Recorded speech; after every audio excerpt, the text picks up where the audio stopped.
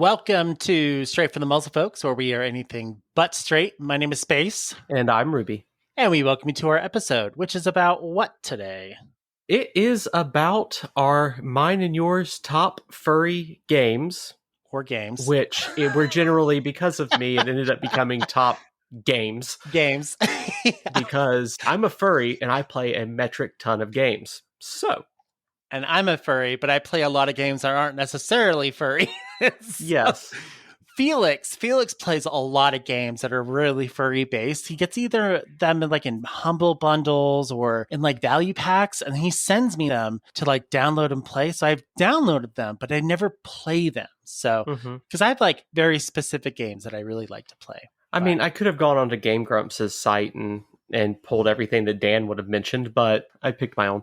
I typed in furry games or something like that, and the first thing that popped up was Ash Coyote, and there were 10 videos, all just 5 of them were each of the same name, and I'm like, did she just create a whole series based off of just one game? That's a lot of videos. She does a lot of fun ones. I love her. I absolutely adore her videos.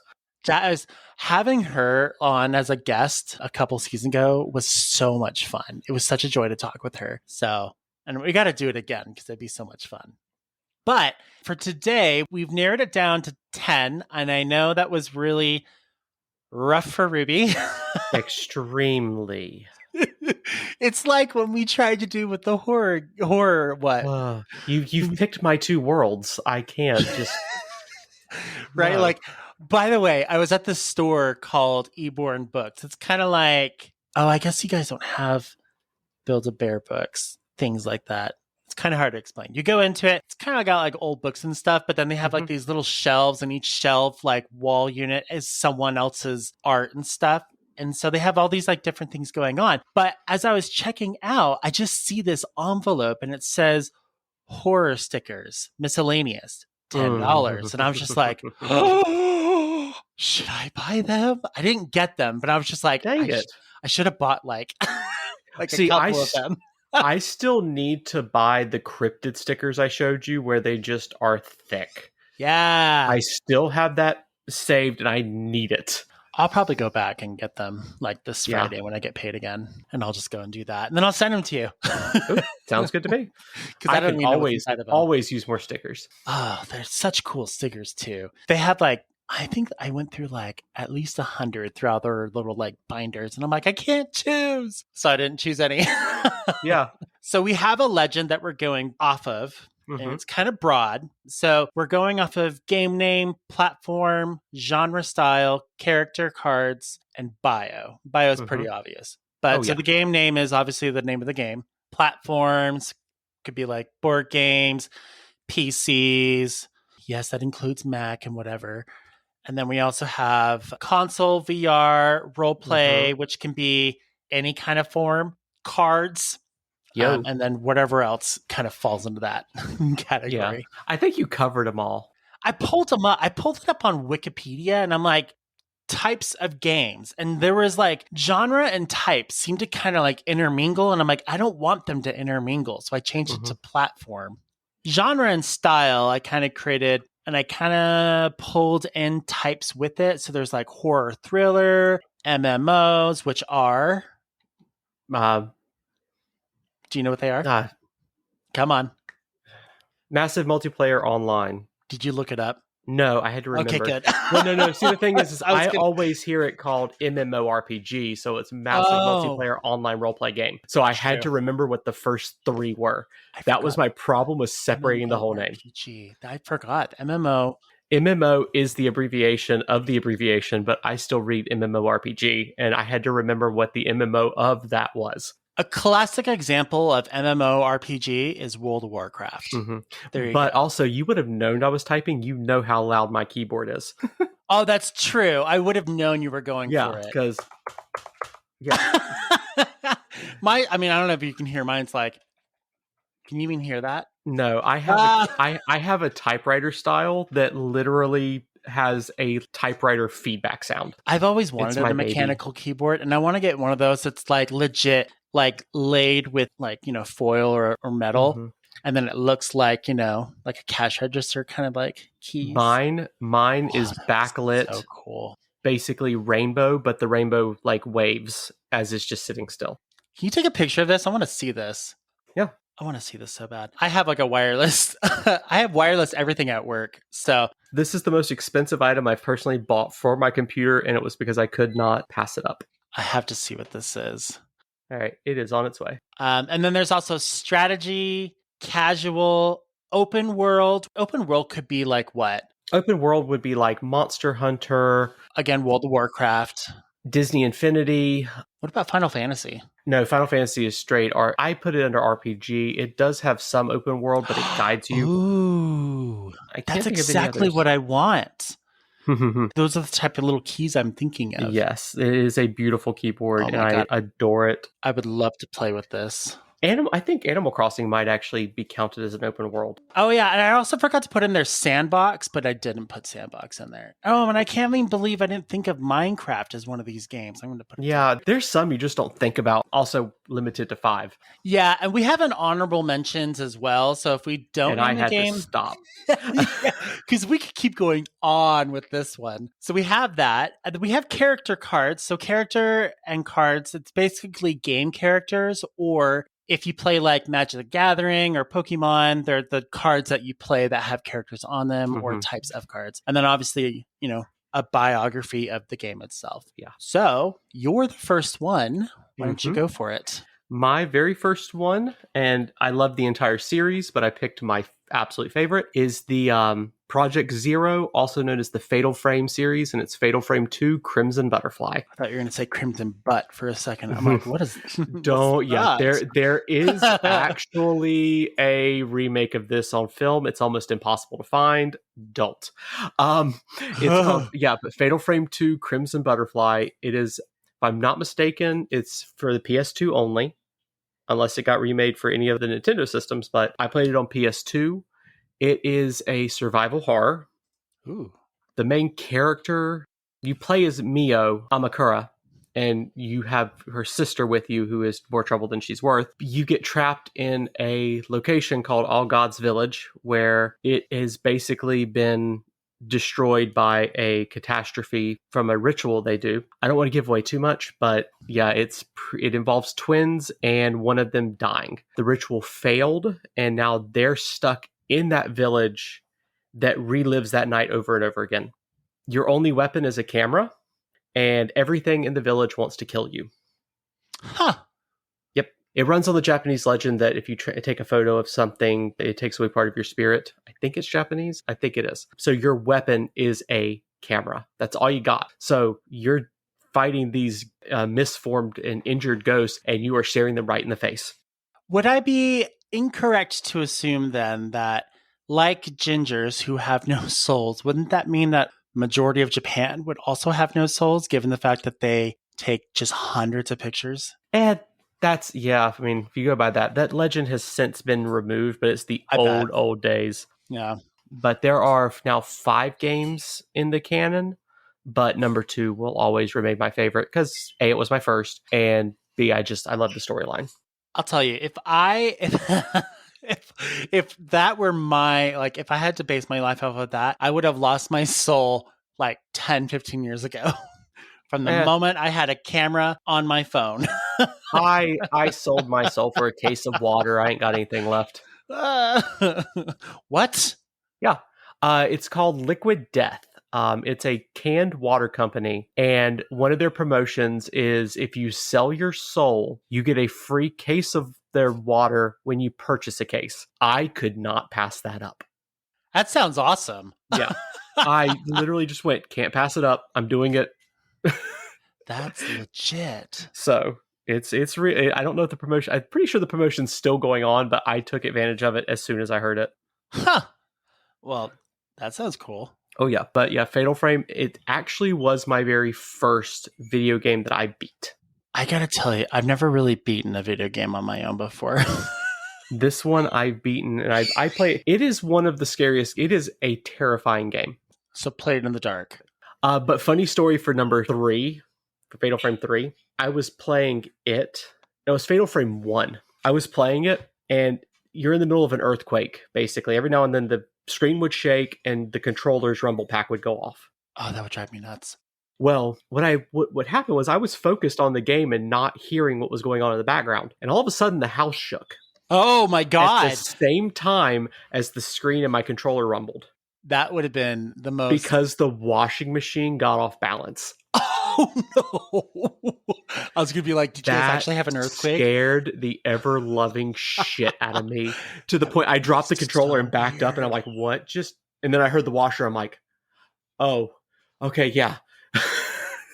That would be so freaky too. Imagine like playing like cool. In the dark with the AC on, because when it's cold, it just makes it even worse. Mm-hmm. And then you have your headset on. So I have like over the ear headset and it blocks out the sound on the out. Yeah. What do they call noise canceling? Mm-hmm. Jack the sound up and that all happens. Yep. Oh, and I'm still playing the most recent one, which just got, I think it was a remake, but it just got released on the Switch, Fatal Frame 5, Made in a Blackwater, which I'm playing it. Sounds fun. Sounds like a game I'm never going to play. I'd recommend it to everyone, period. Everyone but me. No, I recommend you do it too. In the dark, stream it so I can laugh. No, I get really scared. I couldn't even play Slender Man, and that should tell you something. Oh, I love that game. All right, so my game of choice, this is actually one of my favorite games to play. It's called Gunfire Reborn. It's a roguelite, and we'll go into that in a second. As far as I can tell, you can only play it on PC, and it's only available on Steam at the moment. And right now, well... when this actually comes out, let me see. No, yeah. So when this actually comes out, it's still in early access. And then I believe on November 22nd, they are going to be releasing version 1.0. So a lot of like early access games means there's going to be bugs in the games and stuff. Mm-hmm. I can just tell you they were hella annoying, but still playable. I had to look up what the hell a roguelite versus roguelike was. So for anyone who doesn't know, I'm just going to kind of explain this real quick. I found the easiest explanation. When you die in a roguelite game, light, not with a K, you take something with you into the next run. That might be experience points. That might make you stronger, unlocking new items to find in a dungeon, cards to add to your deck, or any type of upgrade.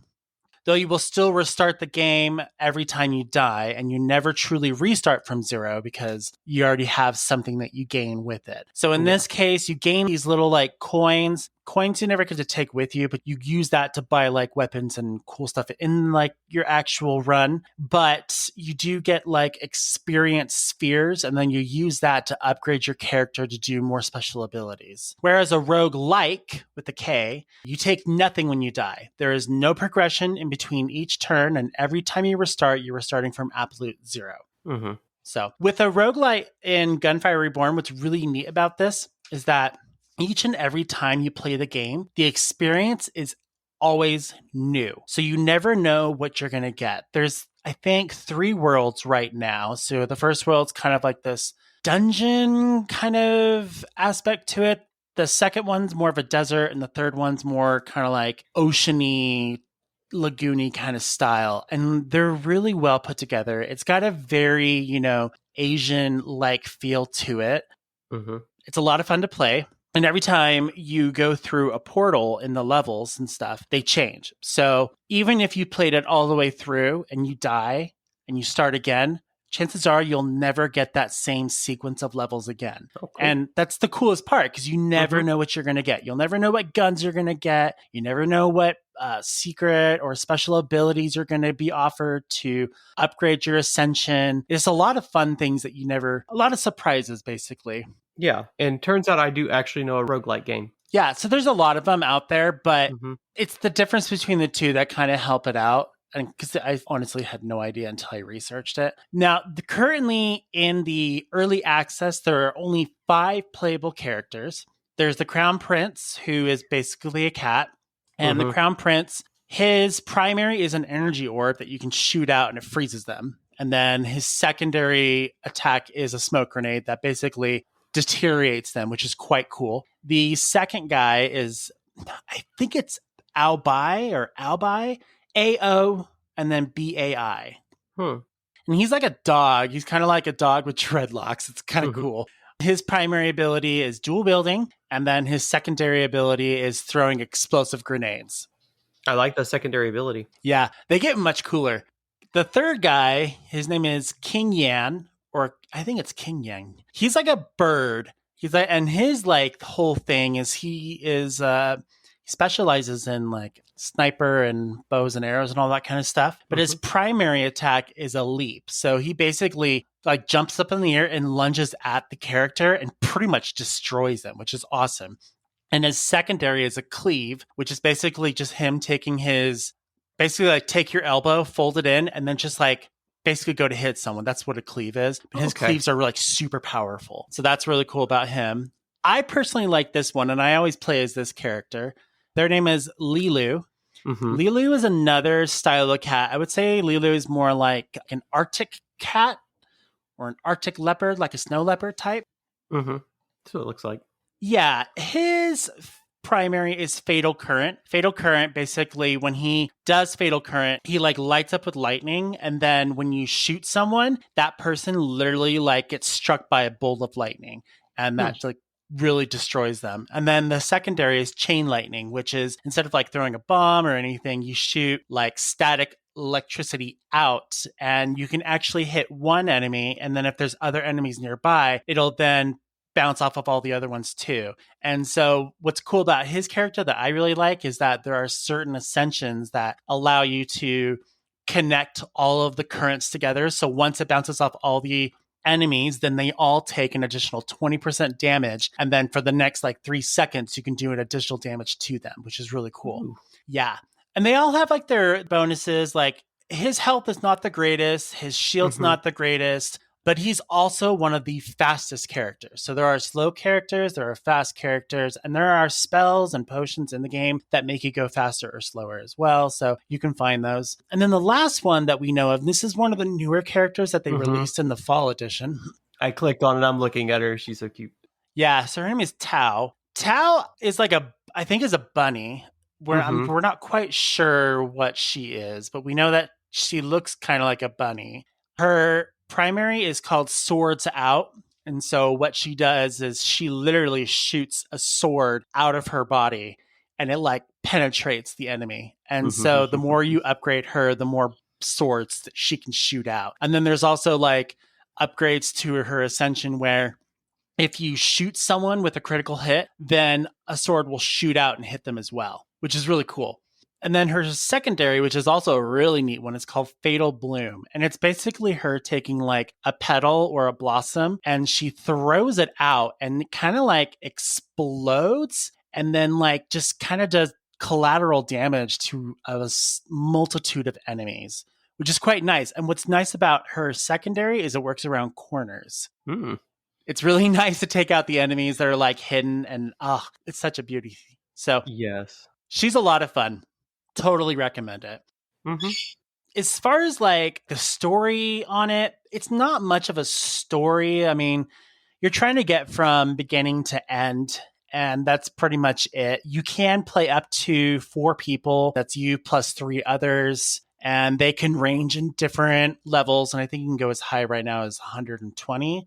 And then there's different levels. There's like easy, hard, intermediate, insane, nightmare mode, and then there was one like beyond that one. And then I believe in version 1.0 they're going to be releasing either 1 or 2 more characters and then 2 more worlds or levels, which we're really excited about. It's kind of holding out. I've been playing Saints Row until Gunfire gets its final update, so I'm really excited. So I would recommend that game. It's a fun game, especially if you're into kind of like this style of game, and it's got lots of fun furry aspects all throughout the game itself. So yeah, that's what I would recommend. It looks fun. I was researching it alongside when you were reading, and I'm like, okay, they're all cute. Yeah, and it's, I mean, like I said, it's on Steam, but it's so much fun to play with friends. Oh yeah. Tal is adorable, and I might actually now look this up and play it. So yeah, if you get it, let's play together because it's a lot of fun. Yes. Yeah. All right, it's your turn. All right, next one. I grouped this one together because making me choose this, it becomes more impossible than picking 5 games. So I'm going with Magic the Gathering, Digimon card game, and Pokemon card game because they're essentially the same category. tabletop trading card game for the platform. Genre, it goes under strategy and collectibles. For the character cards, I picked my favorite from each. For Magic the Gathering, it is a card called Hellkite Overlord. It is a giant, beautiful, game-winning dragon. For Digimon, I picked my favorite companion Digimon, Dorumon, which is a little purple dragon. Do you see Never a pattern? got into Digimon. I have been watching it since the day I saw it the day it released. Is Digimon kind of like the not so great hit of Pokemon, or is it just which one came first? It's kind of like asking which came first, like last week, Addams Family or the Munsters. They were released so close to each other. It's almost impossible to know. Yeah, but which one was come up with first? Pokemon did come out first, and it exploded a lot better because it was a collectible thing. Digimon was more of the, you get one partner Digimon and you train it. So I like the storylines a lot more in Digimon. Always have, and I'm a huge fan of the show, so the card game was natural. But my favorite's always been the Dorumon and his line. It's a little purple dragon. He's adorable. And then for Pokemon, I picked Houndoom, which is a fire dark type hellhound. Love him. Quick description of each, and I will make them as quick as possible. Magic the Gathering, for just the standard formats, you're either looking at a 40, a 60, or a 100 card deck. The purpose of it is to play land, which lets you summon bigger and bigger things and play bigger and bigger spells to take your opponent's life from 20 or 40 to 0. That's it. Pretty simple. It gets a lot more complex from there. The storyline of it was created by not Mark Rosewater. Dang it. You're supposed to be the expert on this one. I am, but I suck with names. The funny part is I can name every card that was named around him. It'll come to me, and someone's shouting at it, but it was Mark Rosewater's the current creator. I cannot believe Autumn just told me. It's Richard Garfield. He went to Wizards of the Coast, who makes Dungeons & Dragons, and had an idea for a game. Well, they told him, we can't do it yet, but we want you to create a portable, quick play version of Dungeons & Dragons. And that is Magic the Gathering. Which is huge to this day. Mm-hmm. You play as what's called a planeswalker, which is a being that can travel the different planes of the multiverse, and you can cast and control spells from each one. I've been playing for 12 years now, and I will never stop, no matter how bad they're messing it up right now. I'll skip to the second oldest, which is the Pokemon trading card game. Pretty simple. You're a trainer. You have a 60 card deck with your Pokemon in it, and you get 6 prize cards. And when you collect all 6 of them, which is the equivalent of knocking out your opponent's 6 Pokemon, you win. This game has been a worldwide phenomenon since it released, and it's still going strong today. And here's the thing, all of these, well, Pokemon and Magic have an online equivalent, so you can play it online. Digimon's working on it. And then the newest is the Digimon card game. It released last year, or the year before. And that one, you and your companion Digimon are trying to break through your opponent's firewall, which is their security cards. Once you break through all 6 of them and hit your opponent directly, it's game over. Wow. And yeah, they're very extensive. I'm simplifying them. It has taken me forever to play and master these, and I'm still learning. This one might actually be the most furry game on my list. Second most furry game on my list. Because right now we're on a plane called Innistrad, which is a horror plane, which has big, buff werewolves. Wow. You like werewolves. You love werewolves. Oh, God, they're hot. Oh, my God. And the thing is, I actually play the werewolf creature type, so big shocker. But yeah, they're big, buff, just amazing werewolves. And yeah, werewolves and vampires. That's this set right now. It's amazing. There's so many. I could cover the whole thing, but I'm trying to narrow this one down because I could talk for literally hours on it. But I recommend it. And if anybody wants to play Arena, go back to the episode where I was interviewed, and my code is there. While you were talking about those 3 different games, I looked it up, and currently, now I don't know how old this statistic is. So the number could have changed, but currently in existence, there are more than 20,000 unique Magic the Gathering cards with hundreds added every year. Yeah. This year alone, there's probably been 1,000 cards added. Good Lord. And you can ask my wife. I know most of them. I have an odd memory of I know an odd memory of all the strategies from this game. That's so weird. That's why I should never play you, because I would never win. I will not let you win, but I will go easy on you. I promise. My friend Rue was like, hey, let's play Magic. And I'm like, I've never played. And he's like, don't worry. It's a really easy game. That's bullshit. It's a really effing hard game to play. Actually, I will tell you. I'd rather play Yu-Gi-Oh! Actually, to me, Yu-Gi-Oh! Is one of the more complicated to learn and master. Now it is. Magic the Gathering is very, very easy to learn. It is a nightmare to master because there are hundreds of different mechanics, an infinite number of strategies. In fact, it is proven Magic the Gathering is the most complex game ever created. Oh, I believe it. Because they cannot program an AI to handle it, even on the most basic level. You would need multiple AI. Yeah, there's no way. Just do one singular. There's no way because there's so many different strategies, responses, combinations. It's crazy. Even a player building the same, if you have 100 players building off of the same strategy, you'll have 100 different deck types and 100 different play styles. And there's no way to predict that. So, yeah, it's considered the most complex game, even at its simplest form.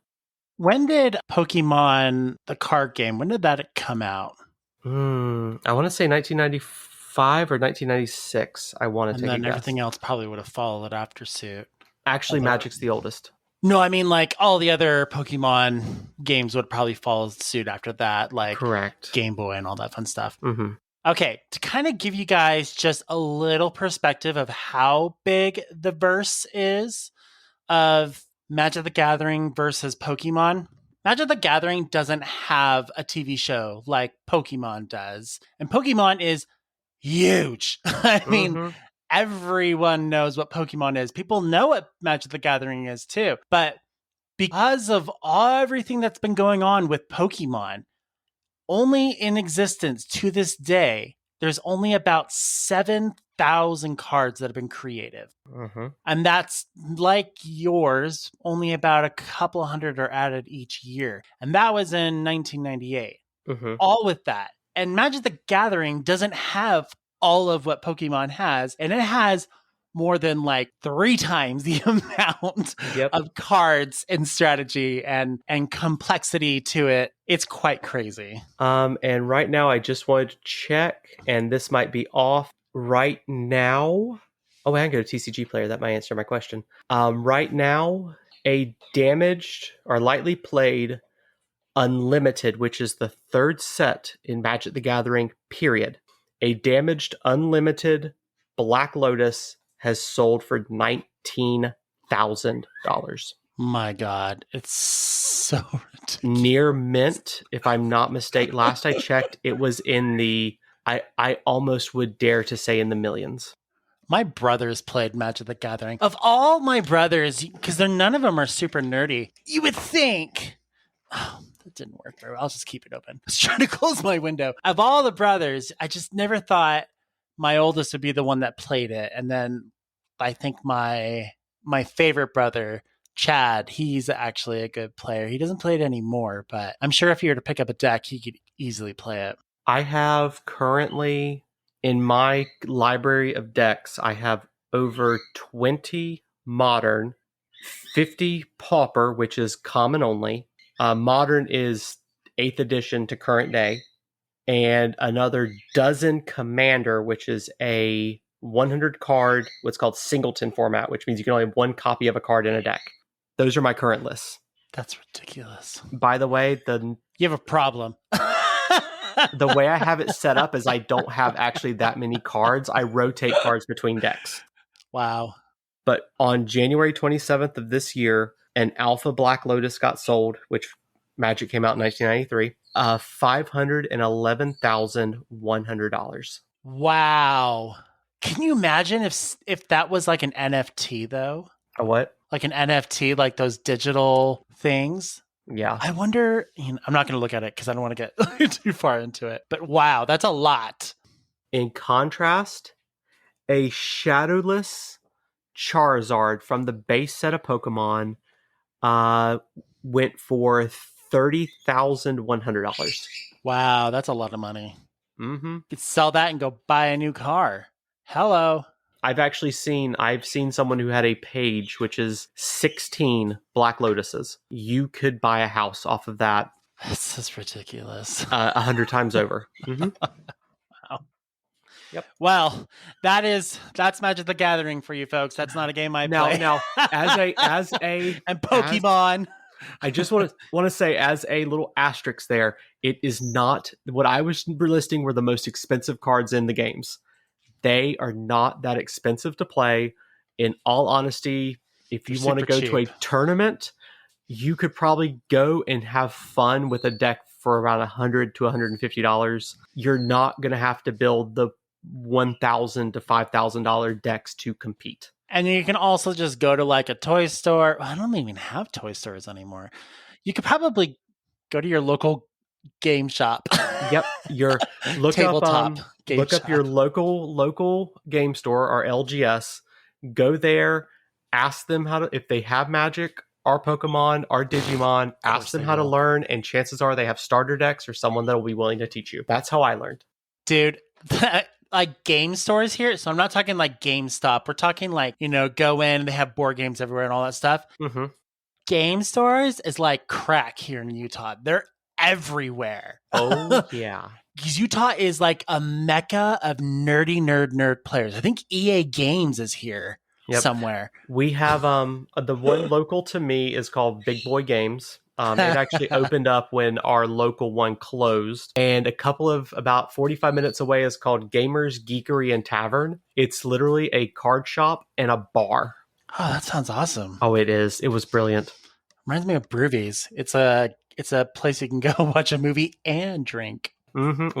We had one of those. It closed down recently. Oh, sad. Okay, so I guess your turn, because as I said, I could talk. This would be a 6-hour episode. Yeah, we literally spent like 15-20 minutes just on yours alone. All right, we'll move on. Yeah. So the game I have listed here is one that Felix has played. It's called Dust: An Elysian Tale. So a lot of you might be familiar with that name. The platform that you can play on this one is PC, Mac, and Linux, if you use Linux, PS4, and Nintendo Switch.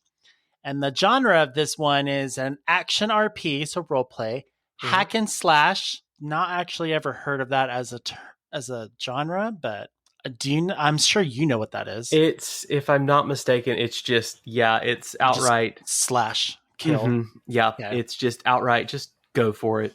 And then the last one is called Metroidvania, which is an actual style. And I had to pull this up because it was kind of a weird one. But apparently, Metroidvania is a subgenre of action-adventure video games focused on guided non-linearity and utility-gated exploration and progression. That's a mother clusterfuck of words right there. Typically based on two-dimensional gameplay, and it's kind of like a weird mashup between like Metroid and Castlevania is basically where the two come together. And hack and slash is emphasis on combat with a melee based weapon. Okay. So swords and blades are in some cases chainsaws. That makes sense. The different characters in here are very furry forward. There's Dust, and Dust, I believe, is a warm blood species.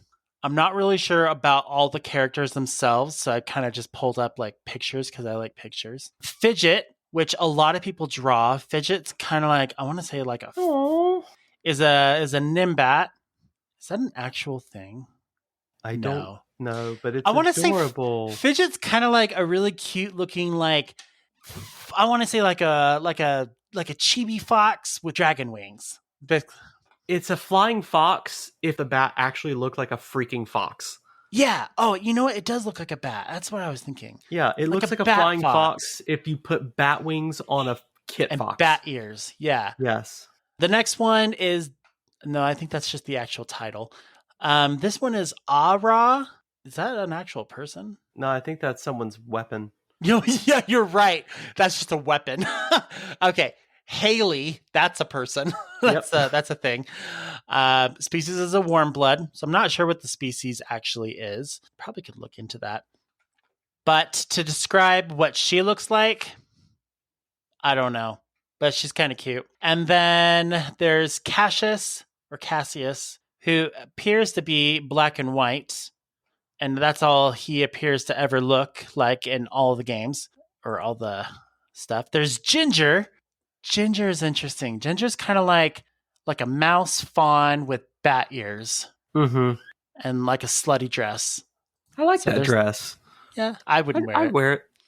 If I was in Renaissance, yeah, I probably would wear it. Oh, I love cold shoulder stuff like that. I'm in. I've never been to a Ren Fair, but I've always wanted to go. They're fun. They have them once in a while here, but there is a place called Evermore, and it's basically like a giant Ren Fair here, so that's cool. And then the last guy is Fail. Fail is a character that lives in Aurora Village and gives multiple quests to Dust if the player chooses to speak with him. And I'm not really sure what he kind of looks like Feifel a little bit. He does. So, but like with Feifel meets, Indiana Jones, kind of weird. Yeah. Yeah. But basically, the bio of this whole game is that Dust takes place in a world populated by anthropomorphic creatures. So right then and there, bam, furry.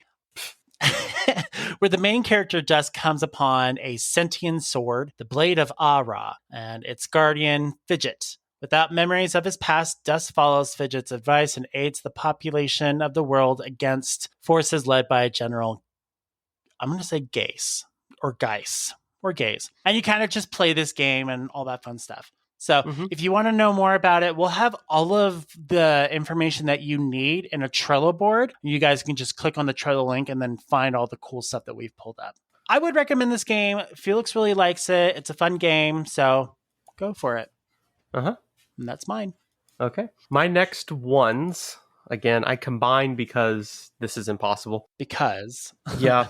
Well, the thing is the first one is very popular amongst furries, I've noticed, and it's Beat Saber, which is for the PlayStation VR. It's a beat rhythm game where you're basically using, for lack of better terms, lightsabers to play. Basically, it's DDR with lightsabers. Have you seen the one where there's a furry that uses dildos? Yes, you can mod it. I have a friend.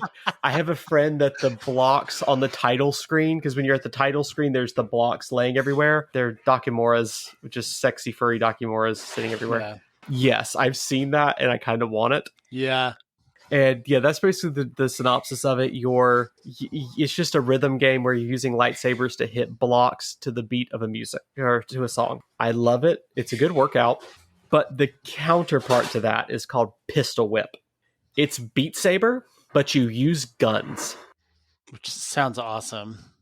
And I don't really need to say much else. The difference is Pistol Whip doesn't use actual songs. They use their own rhythm songs and stuff. But oh my god, it is so cool to just, shoot people in the head from a distance to the beat of a song.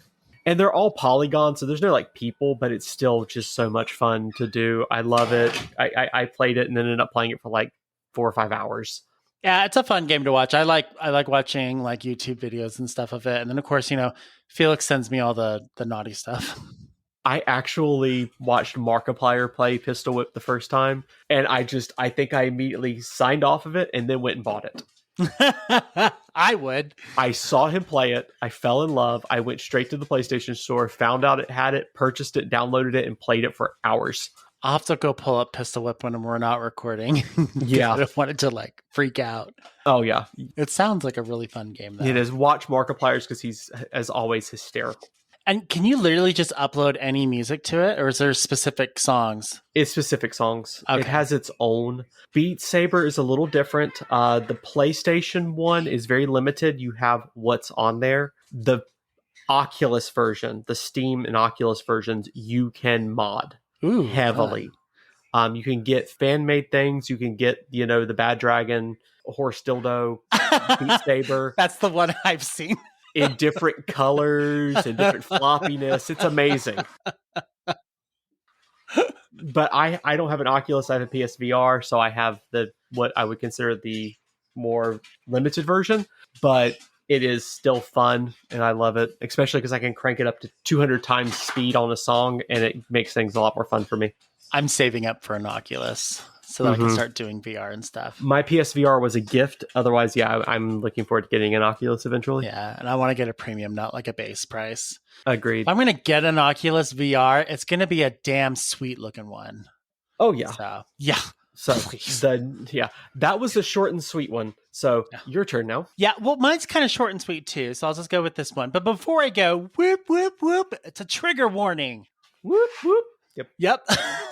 So the game that I'm going to be talking about is called Night in the Woods. And the reason I have a trigger warning on this one is because the game itself, while is fun to play, has a really dark, sinister kind of like, oh God, yes, I guess you could say thing going in it. And there's a lot that's going in or going on in the game itself. So if you're someone who is still struggling or is just, I struggle with depression, but I don't think this will be a game that would affect me. But if you're, if you struggle with depression, or just kind of gloomy, like just dark kind of games or dark kind of thoughts, I would probably steer away from this game until you get your issues balanced. But until then, Night in the Woods can be played on PC, Mac, Linux, PS4, Xbox One, and then Xpon 1. Okay, Xpon 1.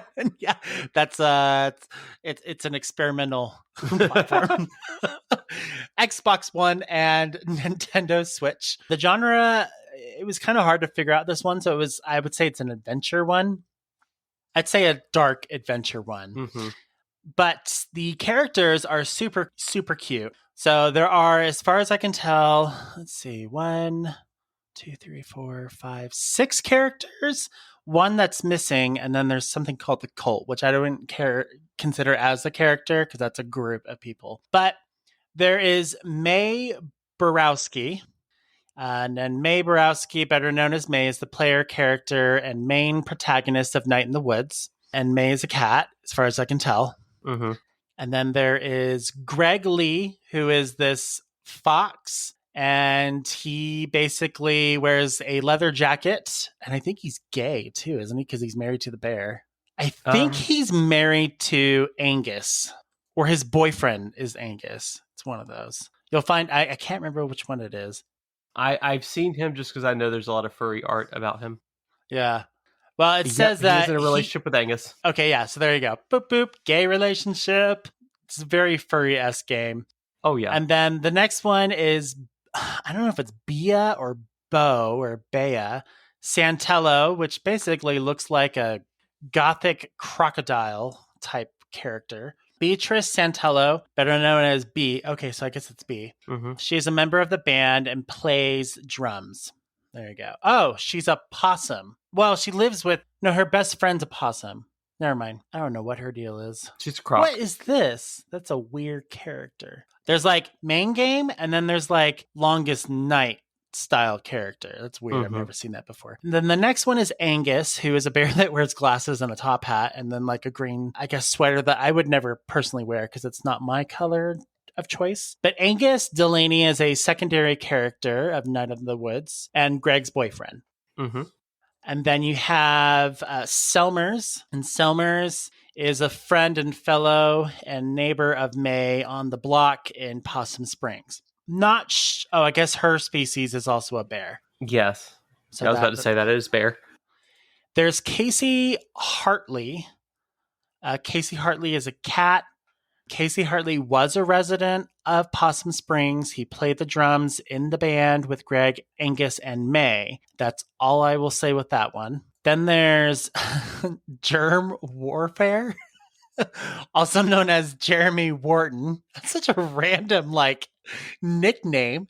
Most commonly known as Germ Warfare is a character in the game in Night of the Woods. Species is a bear. Oh, and he's 18. I would have never known.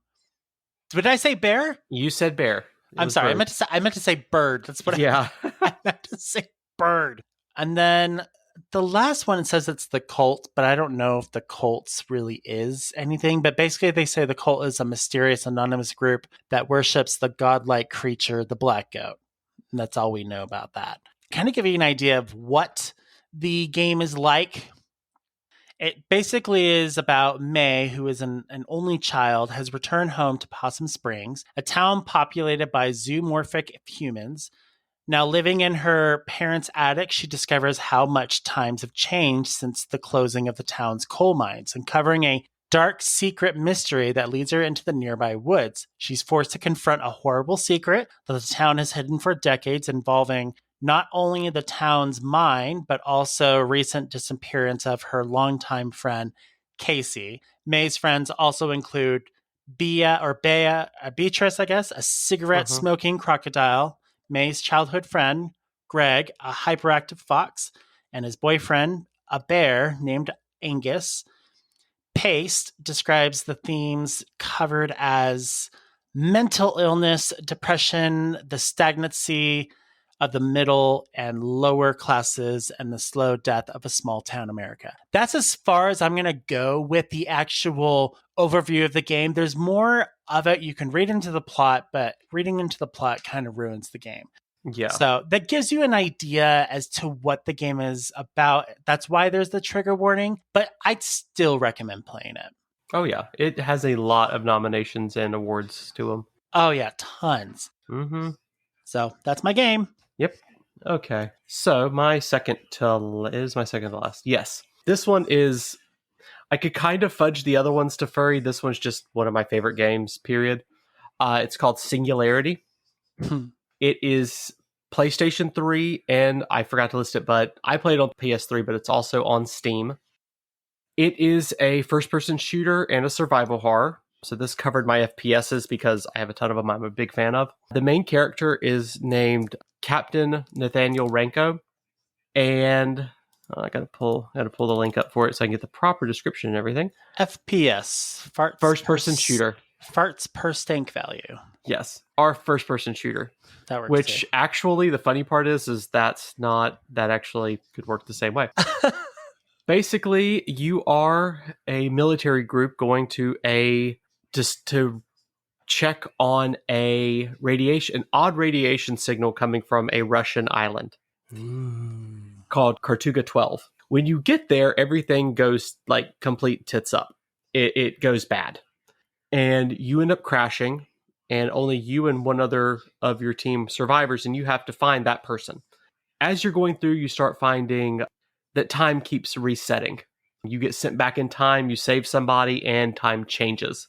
And that is basically it's a first-person shooter where you control and manipulate time. It is incredible. It is very historic. It has 3 different endings.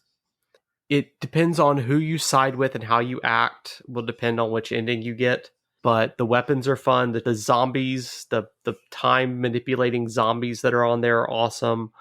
The military you're fighting are cool. And once again, you can manipulate time in a shooting game.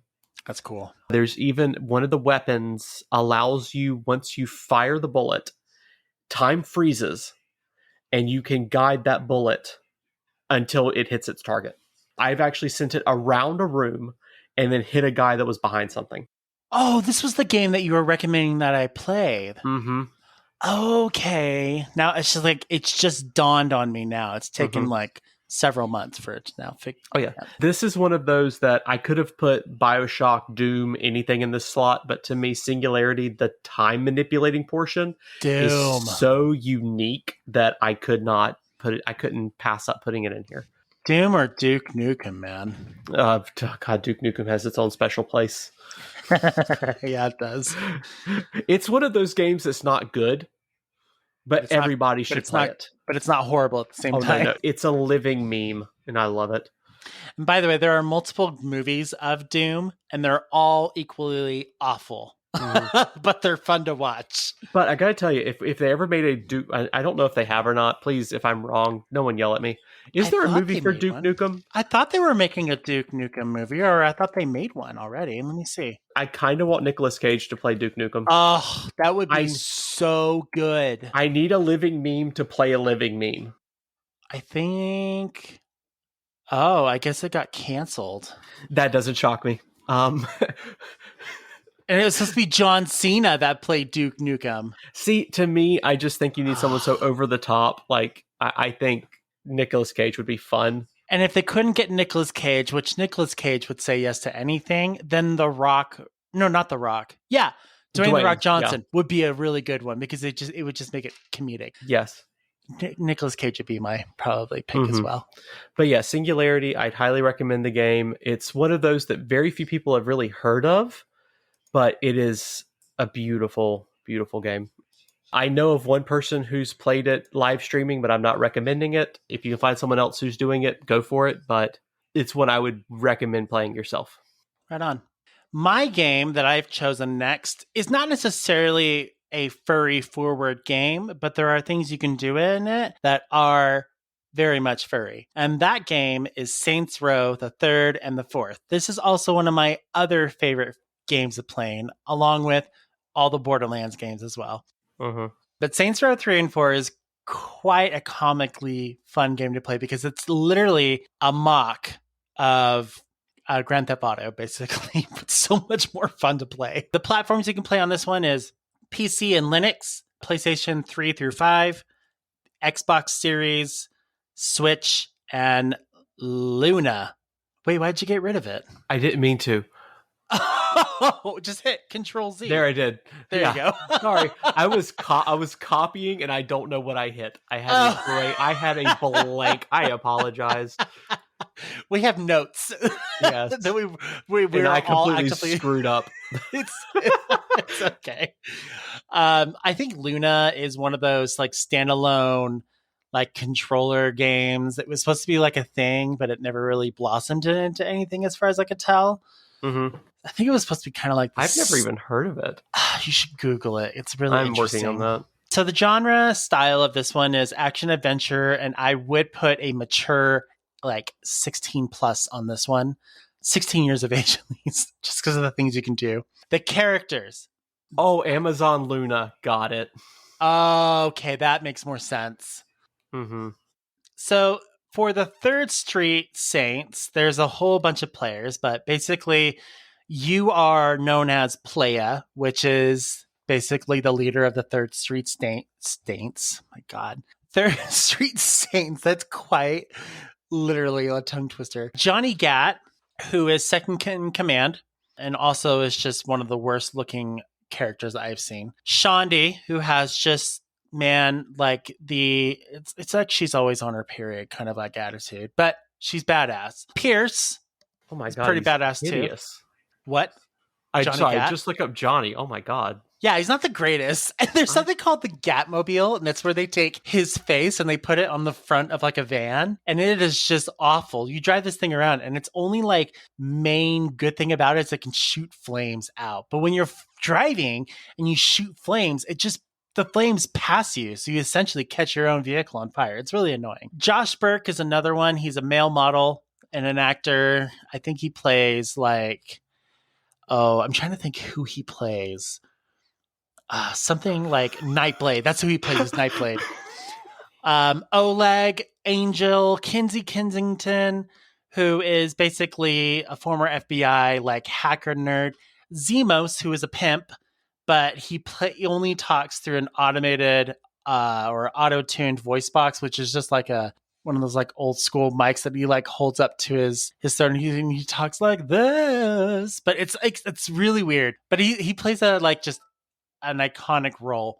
And then where the furries come in here is that really you can go into different shops like Nobody Loves Me, or I think it's called like Naughty or Lace or something like that. And then there's the Zen or the Planets. What is it called? Saints Planet or whatever. It's a clothing store, but you can get like suits. And one of those comically classic suits is a fursuit. So you can literally become a fursuit in the game and you can play as a furry.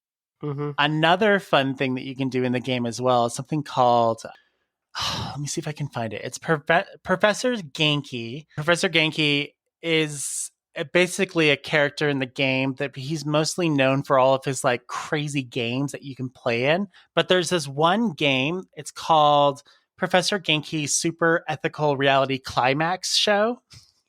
It's you go into it and there's just like mascots that are dressed up. So there's like furries, hot dogs, just anything you can think of. And your whole purpose of the game is to get from one point to the other by not dying. You got to shoot everyone. And it's fun. It's just a totally like over the top, totally out there, ridiculous game. But if you want to laugh and you want to have fun and just totally, play around like nobody's business, I highly recommend Saints Row 3 and 4. But that's about it. I want the Gatmobile. That's all I all I want. Gatmobile. I'm looking at it. It is the most glorious thing I've ever seen. Okay, so I gotta say, one of the coolest weapons in there. Okay, so it's you always have an option to have like a bat or a golf club. Wait. Does it beat a cigarette flamethrower? That's all I'm gonna say. Well, it's a giant dildo is what it is. Okay, you win. Never mind. There we go. It's a giant dildo. You can beat people with the giant dildo. Yeah, but I call that Tuesday. This gets better though. In Saints Row 4, it's kind of like you're stuck in like a digital, like virtual reality simulation kind of a thing. Uh-huh. And one of them is like, I can't remember if it's called the Exterminator or something, but basically, yes, it looks, it's a penetrator. And it's basically exactly what you would think it would look like. It's this long, like robot looking stick, and you shove it up someone's butt. And then you basically press your button and they fly up into the sky like a rocket and explode. So you basically I am downloading this tonight. It is an amazing game. Oh, and by the way, I have the list of the horns for the Gatmobile. I'm totally going to find out if I can find all these. I'm loading at least one of them as an alarm. Yeah, you get it's so much fun. The guns that you can do, like there's a lot of fun games, or guns. Like in 3, you can't customize your weapons, but in 4, you can customize your weapons to look like certain things. So you can take a rocket launcher and turn it into an ice cream cone or a guitar case. And there's just like, I think for one of their, I think it's like an AK-47. It can be an AK-47 or you can turn it into a super soaker. It's just, there's all these like fun ways of doing things. So highly recommend 4 if you want just like a ridiculous over the top game. Saints Row 3 though, they're both classic. So highly recommend it. God, yes. I kind of want the vehicle just in real life. It'd be so much fun to see it like Parade. Like this is the maximum. This is the Stephen King maximum overdrive transfer truck with the Green Goblin's face on it. It's so if bad. Stephen King was on more drugs than that. Wow. Yeah. It's pretty bad. If you guys like, when you're listening to this, if you can, you're not driving, just look up the Gatmobile. You'll know exactly what we're looking at. But, I sent you a link on Telegram. We're totally putting we're totally putting this on in the link descriptions. I'm surprised the thing doesn't it's not top heavy based off of game physics, but whatever, Oh my God. This is the stupidest thing I want it. It is so dumb. It is so dumb. Yeah. And it's oh, it's a cigarette. I didn't realize it was a cigarette. Yeah, it's a cigarette. And the list of the horns is hysterical. That's so dumb. I love it. All right. Okay, moving on. I can share this all day long. I'm mesmerized. Okay. My last one is a board game, or it's one of those, I say board game, it's a card game, but you would classify it as a board game. It is called Whack a Cat Girl. I have owned this particular game for a very long time because when I heard of it in an anime convention, I needed it. Sorry, Bird is responding. I can hear it. Yeah, I heard of it. I tracked it down and I needed it. It is a card game for 2 to 5 players. Takes about 30 minutes to play. You lay out various cat girls. Oh my God, I'm looking at it right now. And you are trying to lure them with shiny objects. Oh my God. And then you hit them with it. Wow. Uh-huh. and each one has points, and then you get bonuses for each one if you get multiples. Like there's tentacles, cameras, ninjas, there's Catboy, there's Yaoi manga. Yeah, there's a ton of stuff. It is so much fun. There's also an expansion that gives you more power-ups. I own that one too. I've not like a game that could be like overly sexualized. Yes. I have not yet found another copy of it. Really? I've only ever seen the copy that I personally own. Huh. And it even took me a while to find. It might be easier to find nowadays, but I've only ever been able to find the expansion. If you can find it, I highly recommend it. If I mention that if I happen to be at a con, I'll most likely have it with me. There is actually a way to play it live action. But yeah, there is a way to do it live action, but I'd have to go back and look up how to do it. It's a fun game. I've only ever lost once, and my wife was the one that beat me because I made a mistake. But yeah, I love it. It is so stupid. It looks like it shouldn't be good, but it is one of the best games I've ever played. Okay.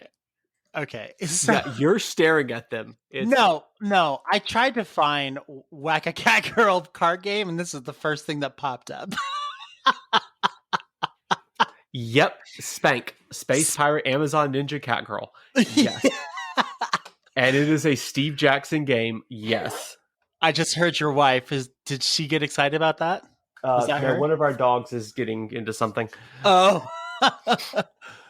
Yeah, I can't seem to find a Whack a Cat Girl. When it's going to be like one of those got to find it on the dark web kind of a thing. Yep, I found the expansions on Amazon. I've not found a original copy. I am extremely protective of my copy for obvious reason because I can't get another one. So yeah, this was going to be taken by another. I wanted a board game in this slot, but I didn't want a cliche. I wanted one that no one else had heard of.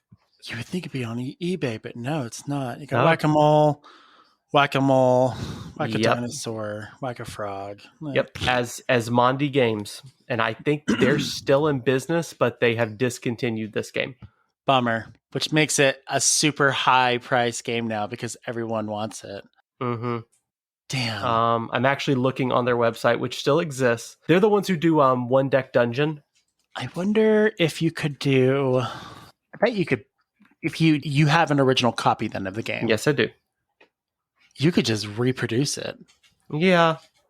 But yeah, they don't even have it listed on their games on Asmundi. Someone's got to have it. Someone has it, and they need to give it up. Yep.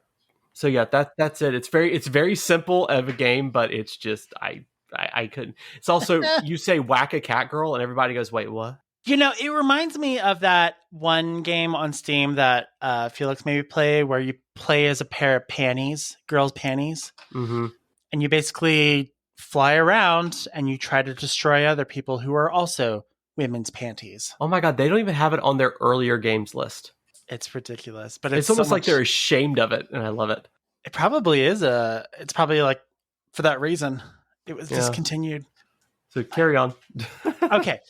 The last game on the list is a game that I found literally by just searching games that are furry and furry games. And I came up with a game called Winds of Change. And after seeing the pictures, I thought to myself, yep, a furry designed this game, or at least did the art for it, because there's no way anyone else would have done something like this. The platform is PC, Mac, Linux, and it's undetermined. I couldn't find out if it's available on Nintendo Switch now or if it's coming soon to Nintendo Switch, and people are just posting reviews because they somehow got access to it.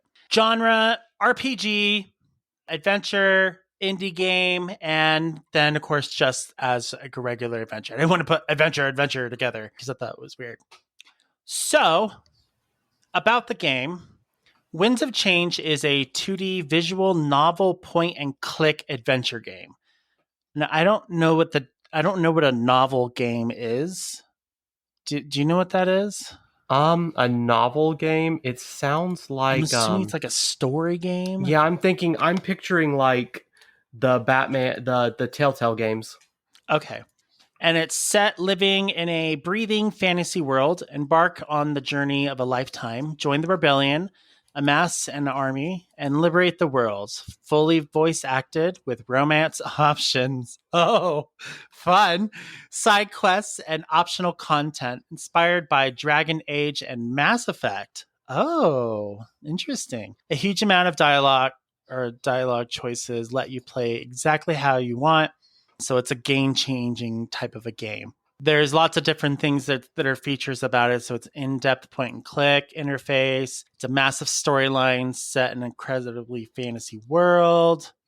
You can bond with your comrades, pursue friendships. It's an open open world atmosphere, hidden stuff. So there's things all over the place. But it's the characters that really get me. So I wasn't able to find like perfect guide for this particular game because it's pretty much, as far as I can tell, really it's just on Steam right now. So someone posted a guide to it, so I'll put that guide in there. Just kind of as a heads up, there is a spoiler warning on this because there's a lot of information in here that is a spoiler. But the characters are really cute, and there's not much to the characters. It doesn't really tell you much about them, but there's Valessa, Ulrich, Fortame, Sovi, Milas, Damick, Shane. That's definitely not a, fantasy name. That's just so plain. Halen or Halen, Grizz, Zamira, Aaron, now Airen, Alex, another plain name, Spice, Nada, Lilith, Carmen, Triumvir, Pro. That's just a weird name for a person. Pro. Vance, Honor Guard, Howl, Grayson, who is literally just a silhouette, Kira, Zorion, Vivian, Archerin, or Archerin, Rayo, and Keaton. Now, there is something that's oddly weird about all the characters, and that's because they probably use the same composite design for each character because they all look the exact same. They've just changed a bit of the features on each character themselves. It's like my only thing I don't necessarily like about that, because I'm like, they all look the same. They all have the same expression. The only difference is they have like different like features, and that's it. So, hey, that's what I see or think of when I see of your Weka girl, Weka cat girl. But it looks like a really fun game. This looks like a game that I think most furries would pretty much enjoy. So if you're looking for a fun open world game, check out Winds of Change. And then we have our honorable mentions. Really quick, I cannot for the life of me find a current Wacka Cat Girl copy. One store I found has not had it in stock since 2014. Wow. But on Steam, Tabletop Simulator has a copy that you can play. Oh, cool. I have Tabletop Simulator. So do I, and I'm totally loading this when we get off. Nice. That's good. Okay, so honorable mentions are games that either A, we couldn't fit into the list above, or B, just didn't really make it, but they're honorably worth mentioning. Yes. So Elder Scrolls Skyrim, because of the dragons. That's pretty much it. And I guess if there's a girl that you can play as like, she's like a cat girl or something, or like a panther woman. That's about all I can think of. The Khajiit. Is that what her name is? There is a race on Skyrim called the Khajiit. Okay. That's probably what I'm thinking of. Yes. Or it's in the Elder Scrolls. And yeah, it is in Skyrim. Yeah, mine, I have a ton on the honorable mention. Five Nights at Freddy's. Duh. Yeah. And I'm going to note this because I know someone is going to think it. Yes, I know what the creator has done. I know that he's basically been just removed from the game. This is one of those moments that I have no idea who made Five Nights at Freddy's, and I hope one day they discover who made it, but I don't know the creator. It's a good game. That's all I'm leaving it at. Something bad happened? He's a Trump supporter.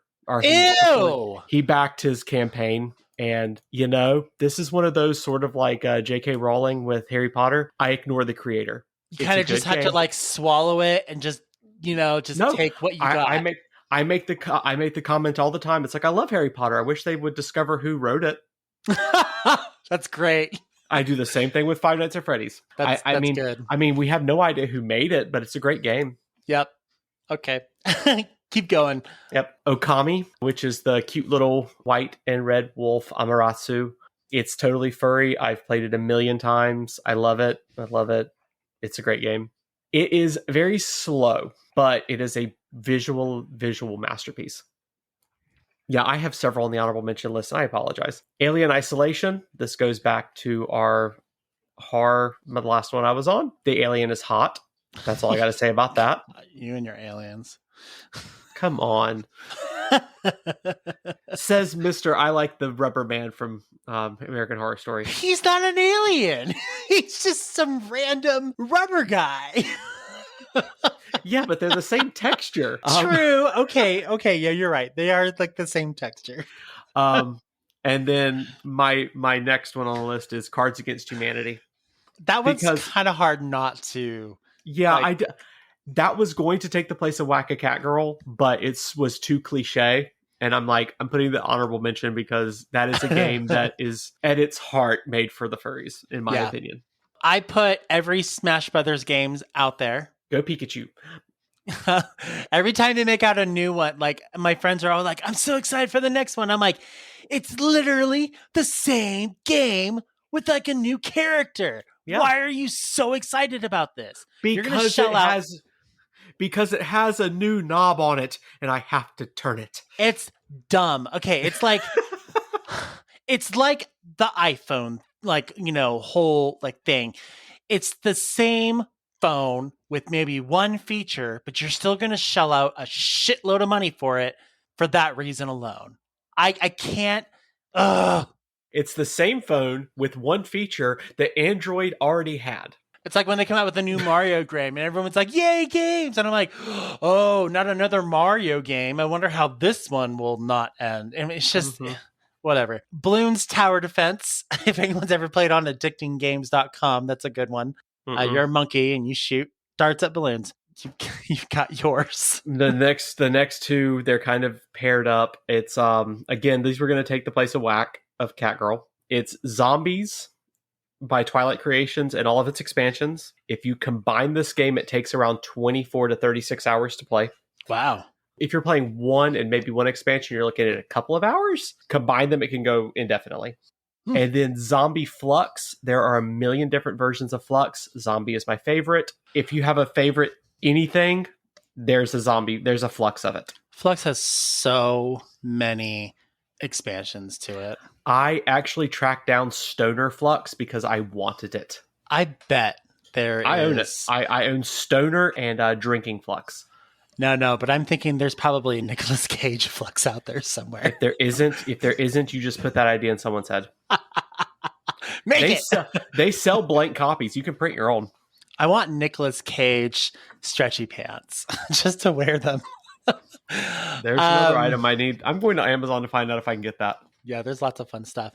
I put Room Party because that's a classic furry game, and Goat Simulator because it's Goat Simulator. That was huge back in the day. And then I also put the Metaverse, which is the VR that pretty much every furry gamer plays on now. It's not the Meta that Mark Zuckerberg created, which is stupid, by the way. F you, Mark Zuckerberg. Have you watched that whole his whole pitch to the Meta? I do not. I pay attention to Mark Zuckerberg as much as I pay attention to Jeff Bezos. Okay, which is none.